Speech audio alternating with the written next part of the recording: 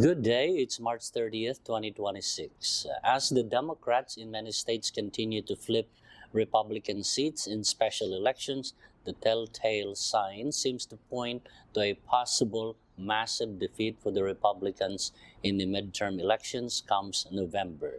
A big blue wave for Democrats around the country. I'm Sam Buban. Welcome to the polls. And I'm Jessica Rolla. Welcome to this week's edition. A Democrat was able to flip a Republican House seat in the Florida legislature in a district that includes Trump's Mar-a-Lago in Palm Beach.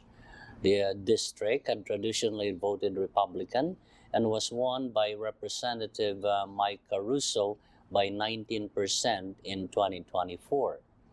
Democrat Emily Gregory, a newcomer in politics, defeated Trump-endorsed John Maples by a margin of 2.4% or the equivalent of 797 votes in a special election Tuesday last week. This is the second legislative seat in Florida state legislature that was flipped by a Democrat in special elections. Nationwide, this is the 29th seat that the Democrats had flipped from Republican to Democrat in various elected positions since Trump came back to the White House in January last year. Democrats maintained their talking points on affordability as prices on rent and basic commodities continue to hurt ordinary Americans, and now the war with Iran are hurting everybody in the gas pumps.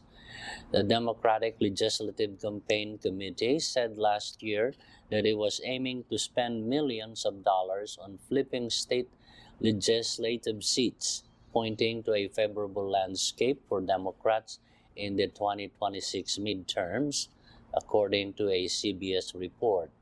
This latest triumph in Florida demonstrates a series of victories that flipped a state Senate seat and electing a Democrat for mayor of Miami, who had not elected Democratic mayor in decades. Republicans in other ruby red states had also seen several special election debacles, making Republicans nervous in special elections after special elections, with just a few months left before the November 3rd midterm elections.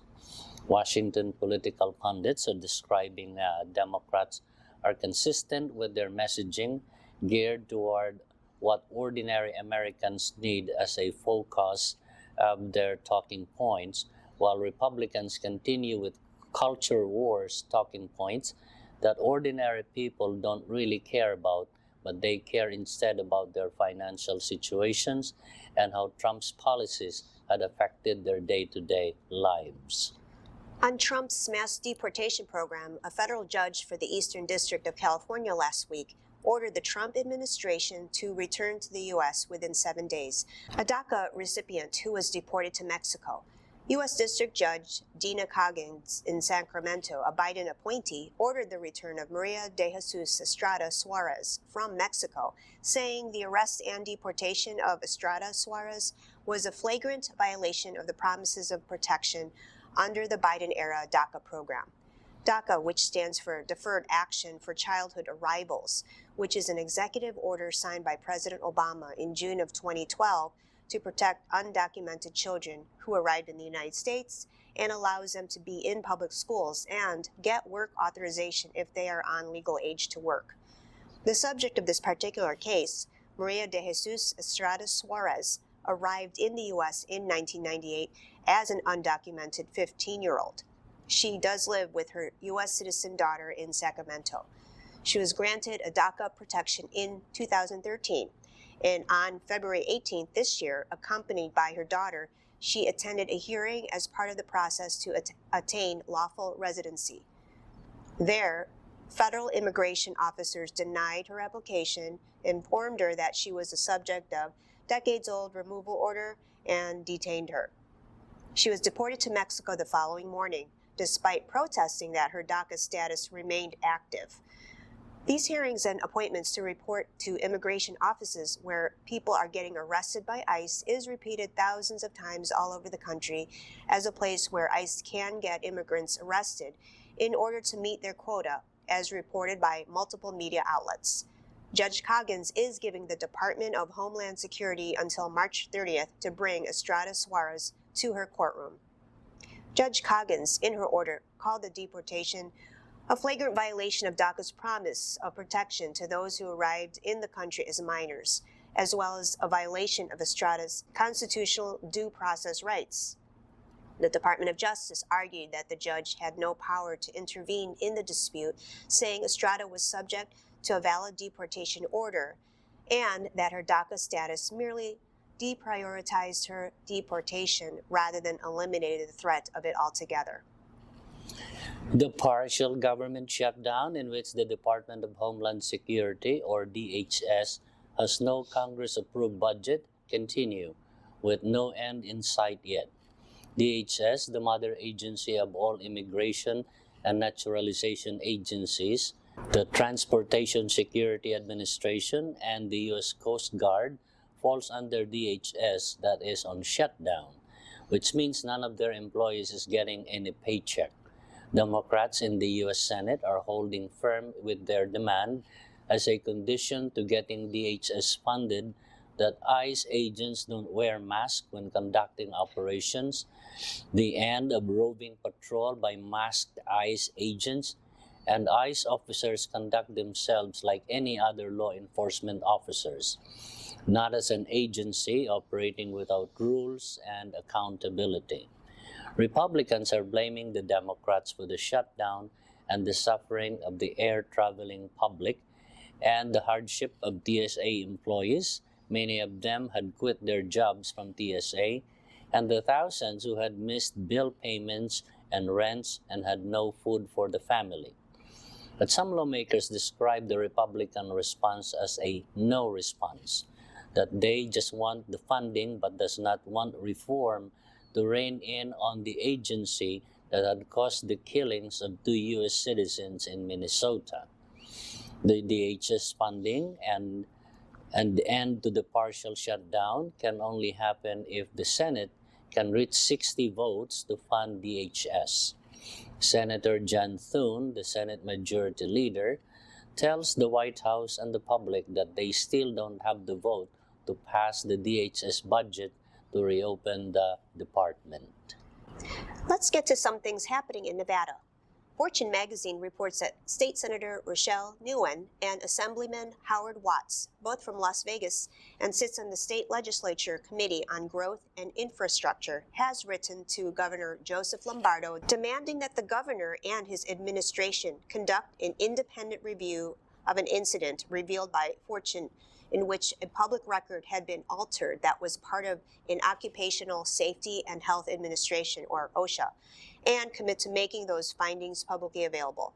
The letter from 2 legislatures comes as Nevada regulators continue to investigate safety episodes that have occurred in the tunnels. Boring Company, which is digging below Las Vegas, demanding a comprehensive plan to address concerns of structural failures in the state's oversight of Elon Musk's tunneling startup.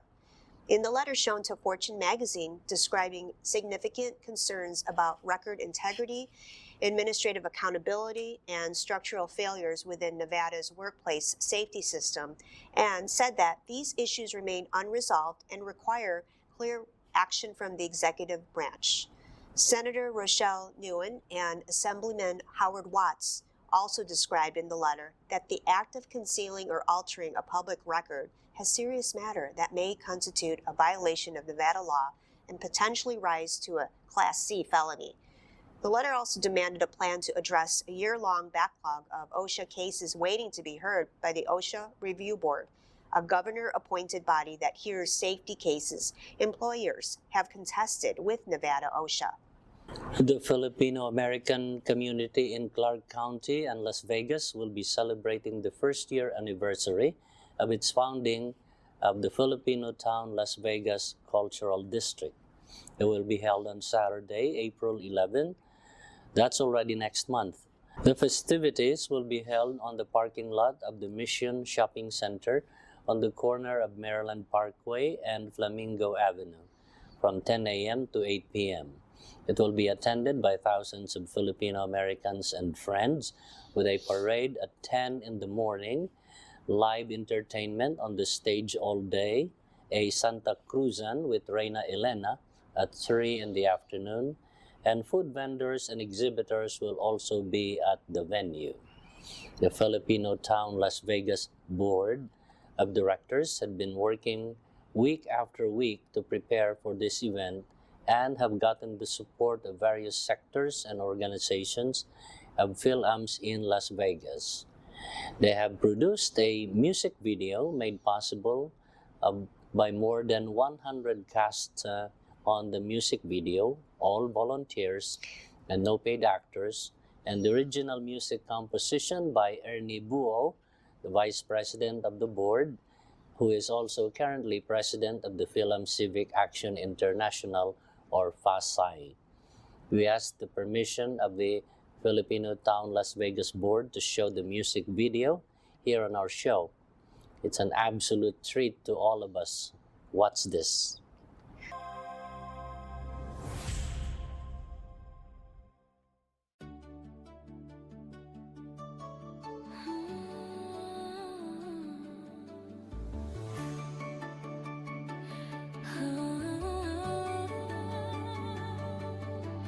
Sa bawat sining, bawat galaw, kasaysayan ay ating tanaw. Sa habi ng ating pagkatao, kultura'y buhay at gintong regalo. Mga ng ating ninuno, sumisigaw sa hangin at dulo.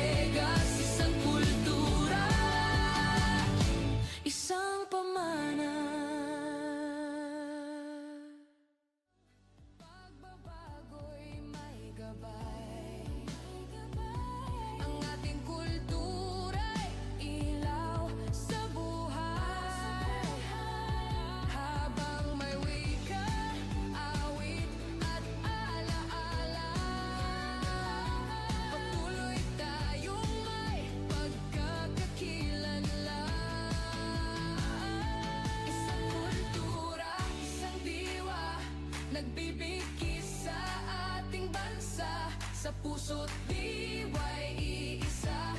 Ang pamanay buhay na dakila. Isang kultura, isang bayan. Sa pagkakaiba'y pagkaisang tangan. Sa Filipino town, Las Vegas. Isang kultura, isang pamana. I am mesmerized by how beautiful the music video is and the original music. It looks like a costly major video production, but you said, Mr. Sam, this was a volunteer cooperative effort by different organizations who volunteered to be part of this? Yes, that's how they did it. And now we're going to take a commercial break. Please stay with us.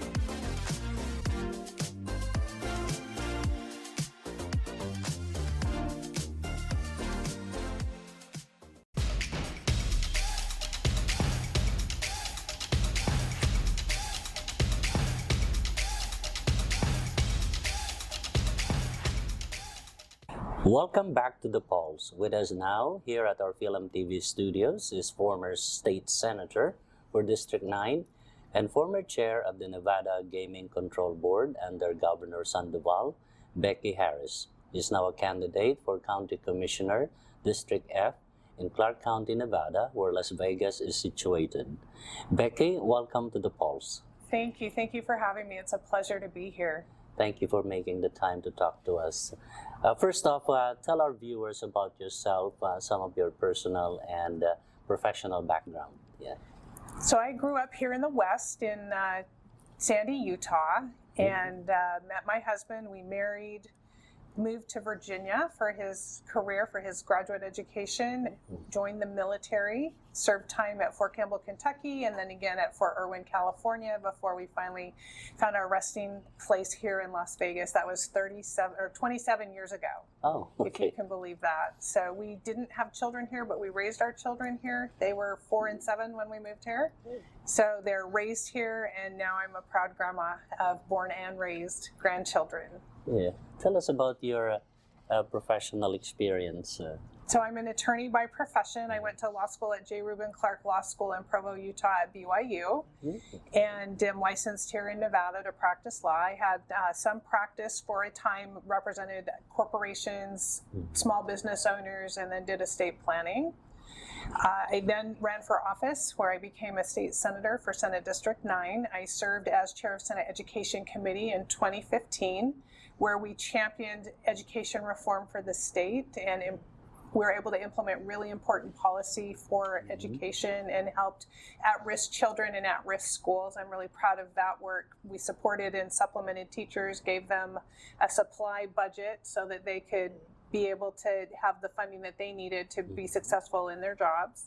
The second legislative session I served in, I was on the Judiciary Committee, Education Committee again, and on the Finance Committee. So I was making really critical, important decisions for how taxpayer dollars, those precious taxpayer dollars, are spent here in the state of Nevada.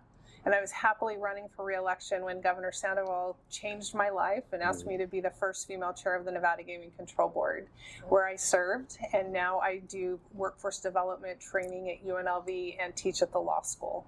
It's a very powerful law enforcement agency in the gaming industry. It's, I'm so so thrilled to know you. And so, with Commissioner Jones not running for re-election, what made you decide to run for this seat? My grandchildren and the fact that I think Commission District F is under-resourced. So my grandchildren live in the very south portion of the district, and as I'm driving my granddaughter to dance 35 minutes away, I realized that we need more community gathering places, affordable community gathering places where children in the community can take karate and dance, where young adults can lift weights, where there's indoor track, right, for people who want to get some healthy exercise in and not have to worry about being too cold or too hot. We don't have any of our Spring Mountain is the one that we have closest to state line. We don't have anything south of there. We're under-resourced for police and fire.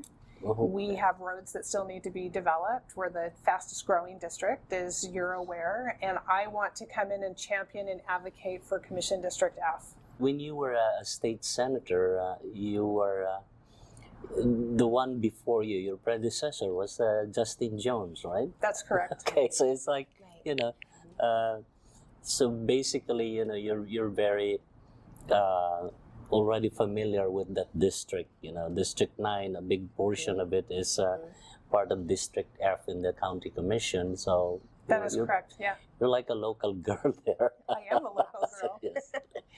And So, and among the many things you mentioned, some of them, what do you think is like the current challenges for the county, you know, and what you want to really add to your wish list or more to want the Board of Commissions to address, so if you are elected? Yeah, we have lots of challenges, Yeah. right? And at the end of the day, we want what's best for families and neighborhoods.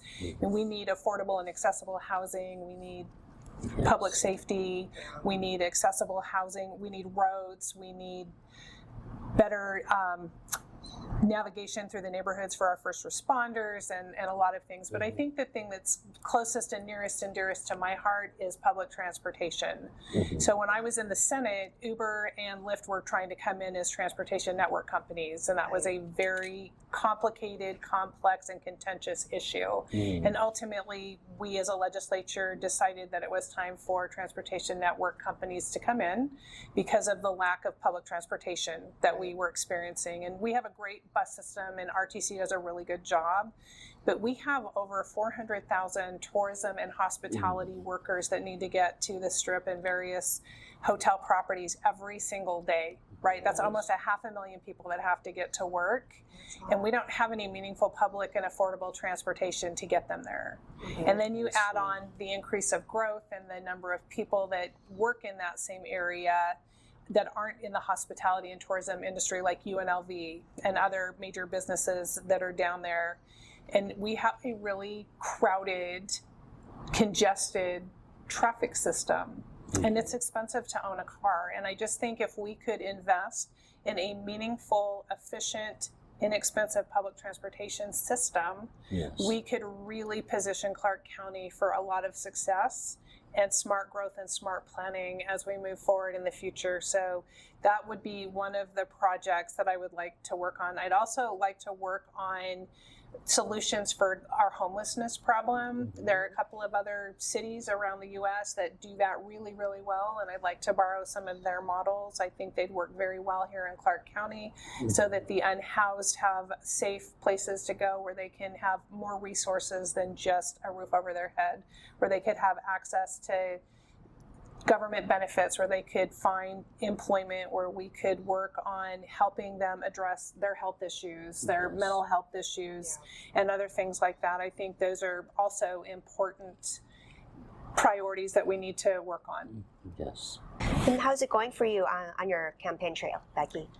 It's going phenomenal. I am excited. I love being out in the community. I'm out in my community every day. I've been active in the community since I started living in Las Vegas, actually, but after being elected to be the state senator, I've always been very connected to the community, and it is really great to be out talking to my neighbors and different parts of the district about what the issues are that are important to them, because I really do prioritize people, and community issues are my issues.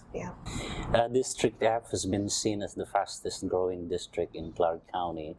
in terms of residential and commercial development. Do you think there's still enough time leading to the June 9 primary? Oh, you're not going into the primary. You're just going into the general. Have you been reaching a lot of voters in your district? Yes, we're out walking, we're doing house parties and just connecting with people where they're at.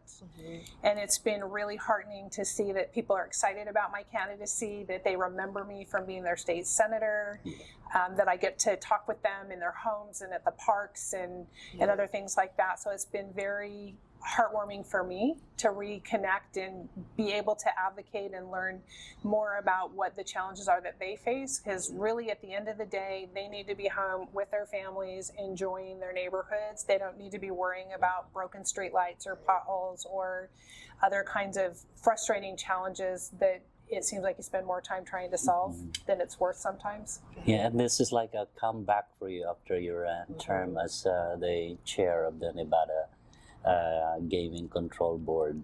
Yeah. So, well, good luck on your race. Thank you.